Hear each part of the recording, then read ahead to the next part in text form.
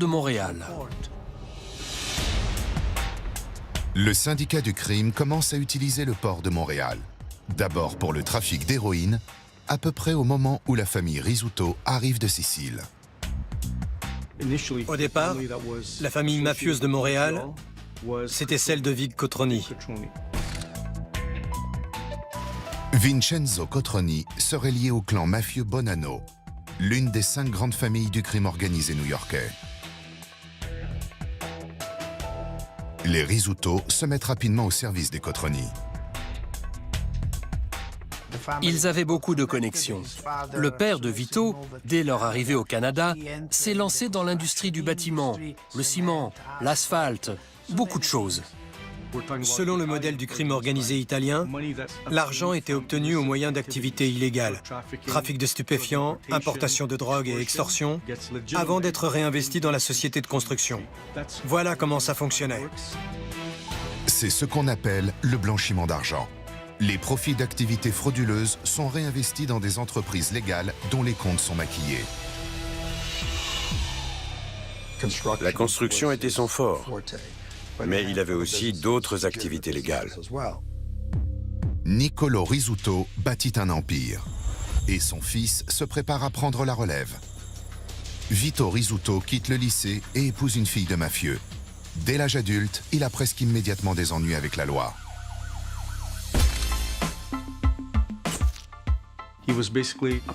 Il avait contribué à allumer un incendie criminel avec son beau-frère. Son beau-frère était propriétaire d'un salon de coiffure pour hommes. Un jour, ils ont décidé de l'arroser d'essence et d'y mettre le feu pour tenter de récupérer l'argent de l'assurance. La police les surprend en train de s'enfuir, les vêtements en feu. Ils sont arrêtés et condamnés. Vito Rizzuto écope de 2 ans de réclusion. Lorsqu'il est sorti de prison, Vito est retourné à Montréal et il s'est mis au travail sérieusement. Il est devenu un capot très réputé. Il gravit les échelons auprès de son père. Rizzuto était mouillé dans tout ce qui pouvait rapporter. Les jeux d'argent, la manipulation des marchés boursiers. Le trafic de cocaïne était colossal, de hashish aussi. La ville de Toronto passait des marchés pour les containers à ordures. Et sur tous les grands axes de la ville, les contrats étaient au nom de l'organisation Rizzuto. La drogue voyage vers le sud et l'argent coule à flot. Mais des dissensions apparaissent au sein de la mafia montréalaise. Une guerre a éclaté entre les familles mafieuses canadiennes. Les Rizzuto étaient allés en Amérique du Sud, au Venezuela, pour renforcer les itinéraires du narcotrafic. Quand le moment de rentrer au Canada est arrivé, le père de Vito a décimé une génération entière d'un clan rival. Il s'agit de la famille Violi, qui à l'époque travaille pour le parrain Vincenzo Cotroni. C'était dans les années 1970, lorsque les Cotroni étaient au pouvoir. Il y a eu 3 meurtres stratégiques.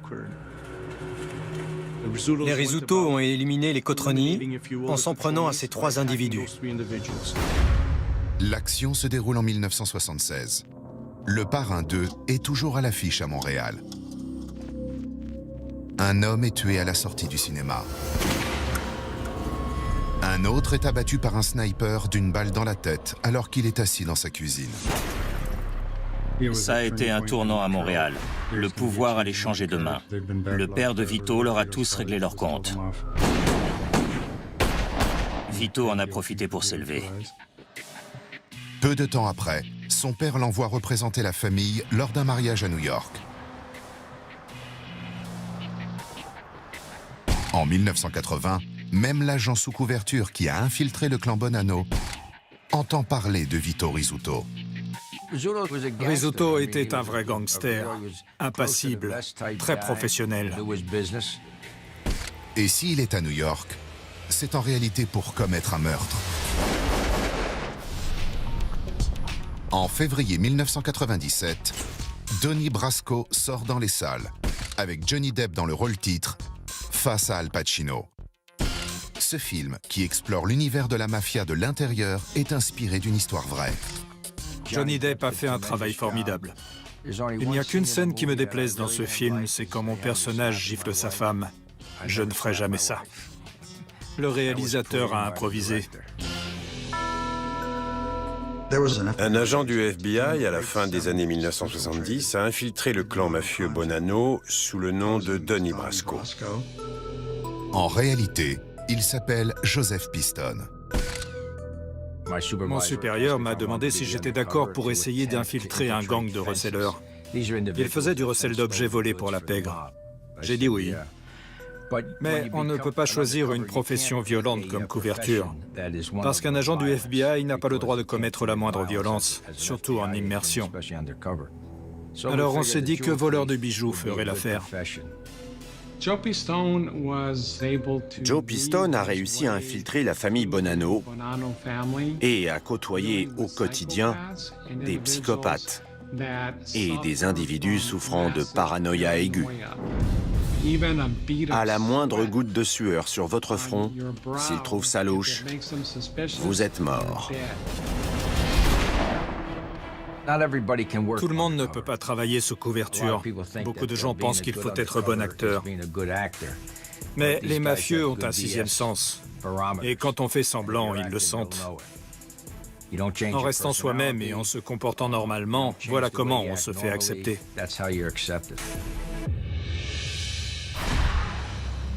En 1981, on raconte que le clan Bonanno aimerait confier à celui qu'on appelle Donnie Brasco une mission secrète. Le parrain étant en prison, un lieutenant, Joseph Big Joey Massino, voudrait que Donnie Brasco fasse partie de l'équipe de nettoyage dans un complot de meurtre très élaboré. C'est ça, être dans la mafia. On ne pose pas de questions. On fait ce que dit le boss. Il me voulait, mais ça a été annulé au dernier moment. L'un des hommes commandités pour ce meurtre est Vito Rizzuto.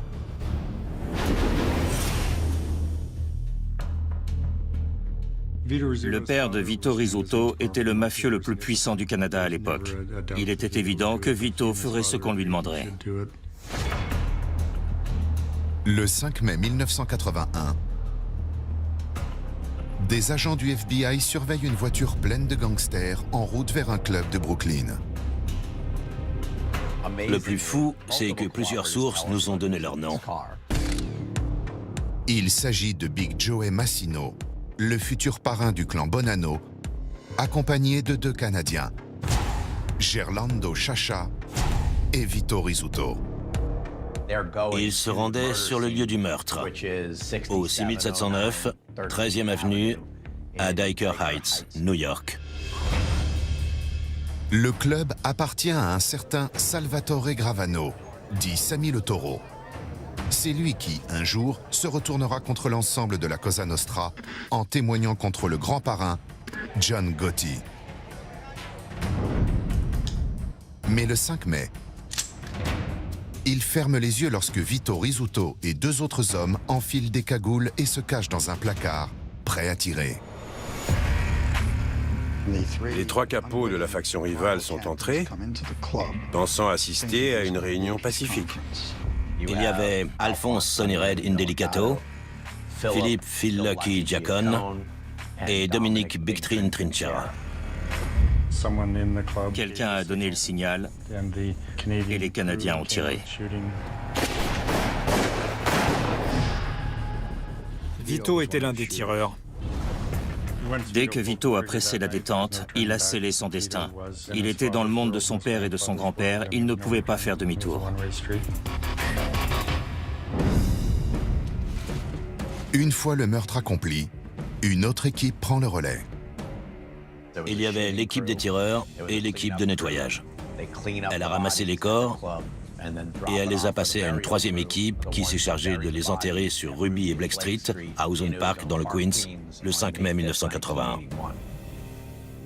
Dès lors, Vito Rizzuto devient une star dans l'univers de la pègre. Du jour au lendemain, tout le monde oublie l'épisode des vêtements en flammes et la condamnation pour incendie criminel. Il a pris la place de son père à la tête de la mafia montréalaise et il a réuni tous les criminels sous une même corporation, capable d'importer des tonnes de cocaïne, d'investir de l'argent dans le monde entier et de faire des profits grâce à l'extorsion, aux prêts usuraires ou toute autre activité illégale à Montréal. Qui plus est, il adopte le mode de vie d'un parrain moderne. Vito Rizzuto ne possédait aucune carte de crédit, aucun véhicule, ni aucune propriété à son nom. Il travaillait dans une entreprise de pompes funèbres, le complexe funéraire Loreto, qui appartenait au mari de sa sœur. C'est une pratique courante chez les pontes du crime organisé. Ça leur évite de voir leurs biens saisis ou confisqués par les autorités. En prenant la tête de l'entreprise familiale, Vito Rizzuto adopte aussi un style qui lui ressemble. Il avait plus l'allure d'un PDG que d'un malfrat. Ses costumes n'avaient pas l'air d'être tombés du camion. C'était du sur-mesure. Son père était beaucoup plus simple, plus rustique. Sur des vidéos de surveillance, on le voit sortir de grosses liasses de billets de ses chaussettes. Vito ne s'est jamais abaissé à ça. Il avait un plan de carrière. Il envisageait aussi bien le court terme que le long terme. Son autorité égalait celle des parrains de New York, et ça a duré des décennies. Mais comme souvent dans la mafia, les alliances et les allégeances s'étiolent. Certains deviennent gourmands, paranoïaques, et les dominos tombent un par un. Le 25 décembre 2002, Steven Spielberg sort un nouveau film, Arrête-moi si tu peux. Leonardo DiCaprio y interprète un escroc caméléon qui file entre les doigts de Tom Hanks et du FBI. Un titre qui conviendrait parfaitement à l'histoire d'un des plus grands gangsters canadiens, Vito Rizzuto, un parrain de la mafia qui se fait passer pour un homme d'affaires respectable. Depuis des décennies, il joue au chat et à la souris avec les autorités canadiennes. De nombreuses agences ont essayé d'enquêter sur Vito Rizzuto et de le traduire en justice. La Gendarmerie royale du Canada, la Police nationale québécoise, la Sûreté du Québec et d'autres agences municipales comme la mienne, le service de police de la ville de Montréal. Mais il n'a jamais été reconnu coupable de rien.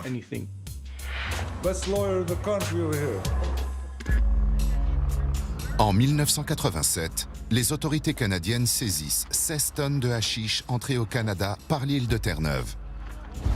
Vito Rizzuto est mis en examen. Mais les charges sont abandonnées en raison de l'irrecevabilité des mises sur écoute illégales. L'année suivante, il est impliqué dans une autre saisie de 38 tonnes de hashish. Cette fois, les enquêteurs ont un témoin. Mais celui-ci se rend coupable d'obstruction à la justice et ne peut plus témoigner. Il a été surnommé le Don en téflon canadien parce qu'il était toujours acquitté. Au cours de sa carrière de criminel, au moins 16 enquêtes vont s'intéresser à un aspect ou un autre de son vaste empire. À chaque fois, en vain. Au Canada, personne n'a parlé, personne ne l'a jamais trahi. Les problèmes sont venus de l'étranger. Son passé et ses partenaires aux États-Unis vont revenir le hanter.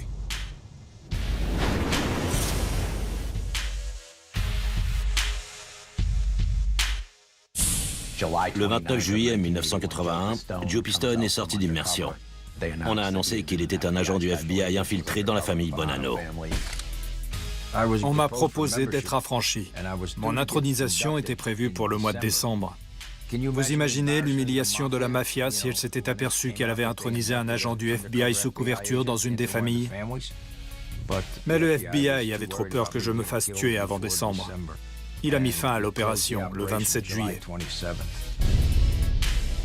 L'agent spécial Piston se fait passer pour Donnie Brasco. Si Johnny Depp sera acclamé pour ce rôle, le vrai Joe Piston, lui, voit sa tête mise à prix par la Cosa Nostra à $1,5 million. La mafia américaine évite autant que possible de tuer des membres des forces de l'ordre. Mais à leurs yeux, j'avais franchi la ligne jaune. J'avais fraternisé avec eux. J'avais rencontré leurs femmes, leurs enfants, leurs mères, leurs pères. J'avais dîné chez eux. Donc pour eux, j'avais changé de bord. Je n'étais plus un agent du FBI, j'étais de leur monde. Il a fait un travail incroyable. Il a ouvert la voie en recueillant des informations sur le racket opéré par les Bonanno. Le crime organisé contrôlait tout. L'industrie vestimentaire, la collecte des poubelles, la corruption des syndicats. C'était une mine d'informations. C'était la première fois que quelqu'un infiltrait la mafia. Des décennies de preuves ont été exploitées pour affaiblir le milieu. Au total, toutes affaires confondues, il y a eu 234 condamnations. Et ça concernait des affranchis et des hauts gradés. On ne pourra jamais surpasser ça. L'un des hommes pris dans les filets du FBI n'est autre que Joseph Big Joe Massino, celui qui a orchestré l'assassinat des 3 lieutenants en 1981. C'étaient des truands qui faisaient le mal sans se soucier des victimes. Joe Massino en était l'incarnation. En 1985, 17 supposés mafieux sont mis en examen à New York. Big Joe Massino et 10 autres gangsters sont inculpés de racket syndicale. On les accuse de contrôler un local des Teamsters, le syndicat des routiers américains. Joseph Massino écope de 10 ans de réclusion. Pendant son incarcération, il a été jugé en 1987 pour le meurtre des 3 lieutenants, mais il a été acquitté. Au lieu de finir ses jours en prison, Big Joe Massino est promu parrain du clan Bonanno dès sa libération. Il reprend son partenariat avec son homologue canadien Vito Rizzuto. Mais le FBI refuse d'abandonner ce qu'il sait sur l'affaire du triple homicide. Dans les années 2000, le FBI a monté des dossiers contre Massino en inspectant les affaires auxquelles se livraient ses associés. Les enquêteurs ont réussi à suivre les transactions et ils ont fait pression grâce au fisc. Ça n'avait rien de glamour. C'était de l'expertise judiciaire comptable. Ils l'ont eu grâce à des comptables et des colonnes de chiffres. Joe Massino était le dernier Don, le dernier parrain des 5 grandes familles new-yorkaises à ne pas être en prison. Les journaux racontaient qu'il était le dernier intouchable. Ça n'a fait que nous motiver davantage à le faire tomber pour ses crimes. En 2003, Joseph Massino est à nouveau mis en examen dans une gigantesque affaire de racket et de meurtre. Salvatore Vitale a aussi été mis en examen. Salvatore Vitale est le sous-chef et le beau-frère de Joseph Massino. Je représentais Salvatore et un jour, je suis allé au Metropolitan Correctional Center de Manhattan pour le voir, mais il n'y était plus. J'ai appelé le bureau du procureur fédéral. On m'a répondu qu'il avait décidé de coopérer avec le gouvernement et qu'on lui avait attribué un nouvel avocat. Je ne lui ai jamais reparlé et je ne l'ai jamais revu. Le clan Bonanno était le dernier des 5 familles à voir un de ses membres le trahir. Les Bonanno étaient considérés comme les plus solides et les plus résistants aux méthodes d'investigation fédérale jusqu'à cette affaire. C'était vraiment glaçant de les voir se décomposer, de voir tout le château de cartes s'écrouler, parce que celui en qui ils avaient le plus confiance allait témoigner contre le parrain. C'était un moment lourd de conséquences. L'onde de choc est ressentie jusqu'à Montréal. Le problème de Vito, c'était que Sal Vitale était son acolyte, le jour où ils ont assassiné les 3 lieutenants. Salvatore Vitale avoue au gouvernement américain qu'il a participé à une embuscade visant à éliminer 3 capots en 1981 et que l'un de ses complices est devenu aujourd'hui le plus grand chef mafieux du Canada. Les pièces du puzzle se sont mises en place. Le meurtre des 3 lieutenants était l'une des charges les plus détaillées retenues contre Massino. C'est aussi l'une des plus accablantes. Le chef mafieux Joseph Big Joe Massino a été reconnu coupable de meurtre, d'extorsion et de racket. Peu après le verdict, un marshal est venu me dire « Jeff, Monsieur Massino veut te parler. » L'agent spécial rencontre le mafieux en présence du juge. Le juge Garofis a dit « Monsieur Massino, vous avez demandé à parler à l'agent Salette. Que vouliez-vous lui dire ?» Massino a dit « J'aimerais coopérer, monsieur le juge. » La surprise, ça a été que Joseph Massino décide de parler.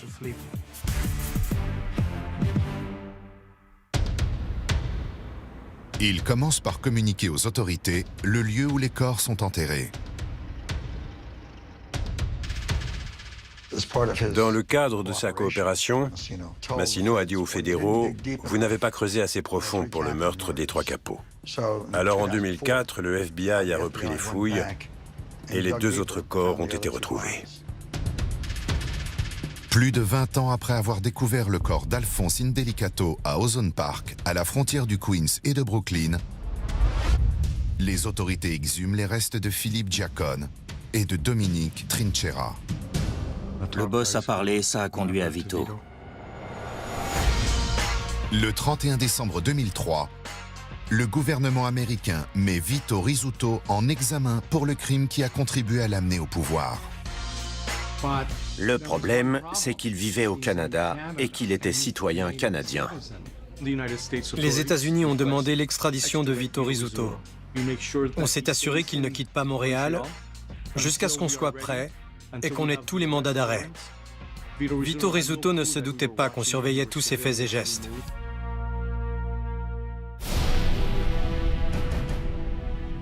En 2004, l'empire du plus grand gangster canadien est ébranlé lorsque celui-ci est placé en détention.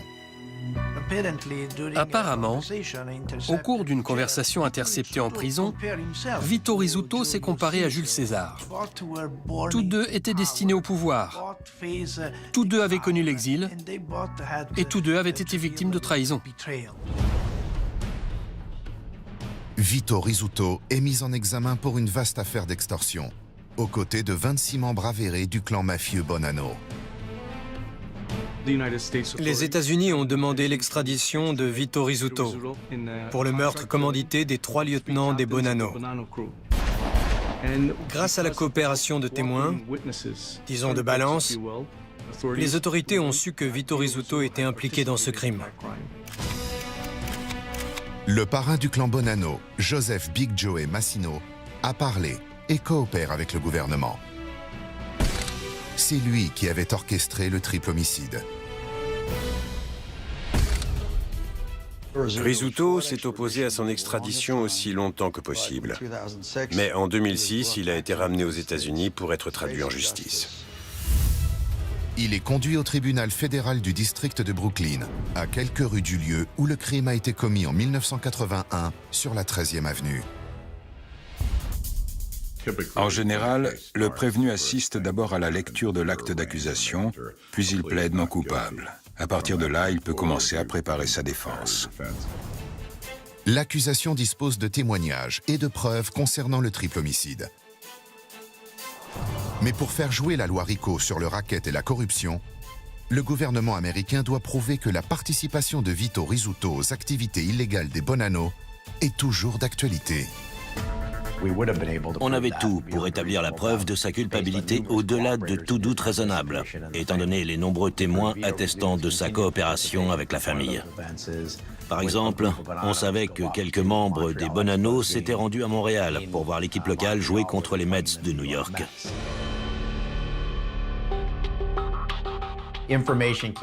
On a appris que l'avocat de Rizzuto lui a dit « Tu vas perdre ». On a discuté de la manière dont le gouvernement argumentait ce genre d'accusation. Il présente toujours des témoins coupables d'un nombre incalculable de meurtres et qui sont prêts à balancer tout ce qu'ils savent. Le 4 mai 2007, Vito Rizzuto passe devant le juge pour annoncer qu'il va finalement plaider coupable.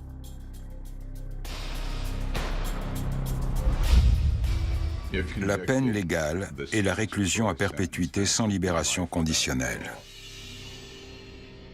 On est parvenu à un accord avec le gouvernement garantissant que sa peine d'emprisonnement n'excéderait pas 10 ans. C'est un choix qui ne demande pas grande réflexion, même quand on est innocent.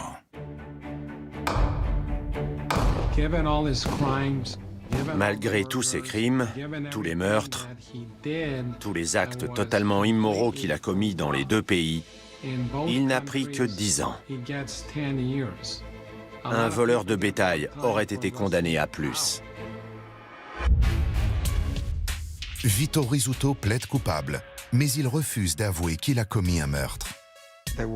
Dans sa déposition, il a reconnu qu'il était présent dans le placard. Mais il aurait dit « c'est un hold-up ». Quand Vito a pressé la détente, des gens sont morts. Il a reconnu avoir participé à l'opération, mais pas qu'il avait tué quelqu'un. Le plus intéressant, c'est que dans sa déposition, il a reconnu la conspiration et l'organisation criminelle. Et ça, c'était très inhabituel.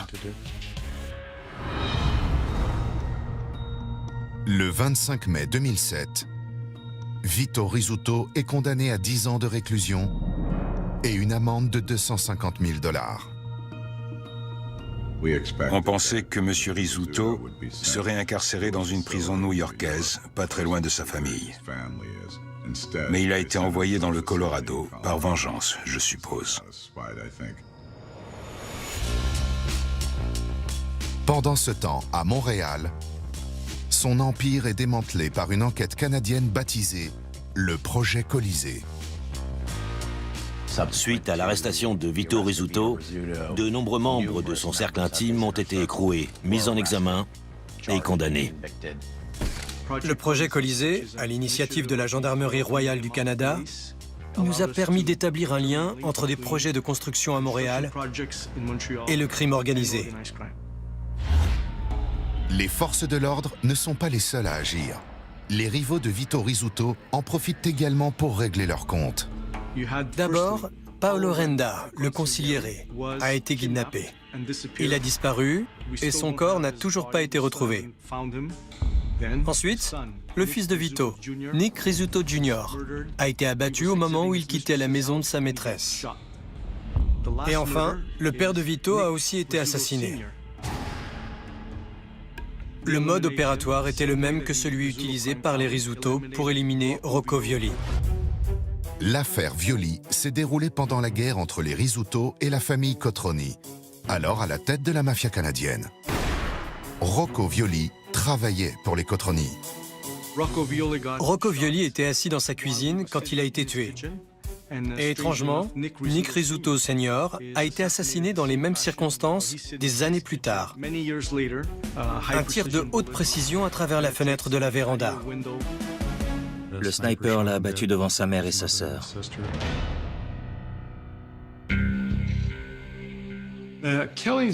L'assassinat des proches de Vito Rizzuto pendant son incarcération était un règlement de compte. Il se sentait comme un lion en cage. Ça le rendait fou. Mais il ne pouvait rien faire. Le 5 octobre 2012, le lion est remis en liberté. Vito Rizzuto retourne immédiatement à Montréal. Il est d'abord resté introuvable. Puis ses rivaux ont commencé à tomber comme des mouches à intervalles réguliers.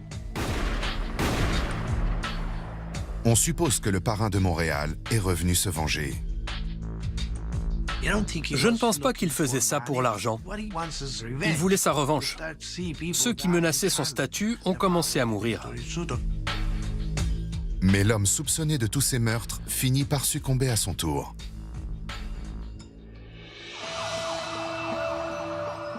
Vito Rizzuto est décédé quelques jours avant Noël en 2013. Il était sorti boire des verres avec des amis, il était de bonne humeur et apparemment en parfaite santé. Mais à 6 heures du matin, il était mort.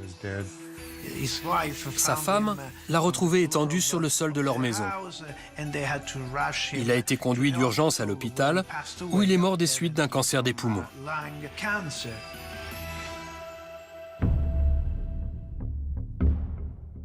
Je doute qu'il soit mort de cause naturelle. On a dû mettre quelque chose dans son verre. Quand certains ont demandé à ce qu'une autopsie soit pratiquée, pour écarter avec certitude la thèse de l'empoisonnement, le légiste a dit que c'était inutile. 8 mois après le décès de Vito Rizzuto, le corps d'un certain Ducarme Kenny Joseph est retrouvé criblé de balles. Il était le suspect numéro 1 dans le meurtre du fils de Vito. Il a été la dernière victime de la vengeance de Rizzuto. On raconte que Kenny Joseph avait au moins 10 gangs mafieux à ses trousses dans Montréal et que sa tête avait été mise à prix.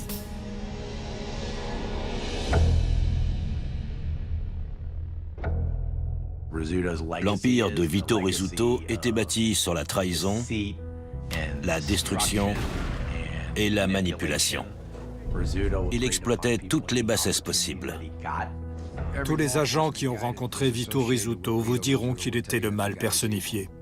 Ces types sont des tueurs. Ils ont leur propre loi. Vito Rizzuto restera l'un des chefs mafieux les plus puissants du Canada. Chacun sait que le crime organisé est un univers de requins. Un ami cache souvent le pire des ennemis. Rizzuto en a fait l'expérience à la fin. Et voilà comment ça s'est terminé.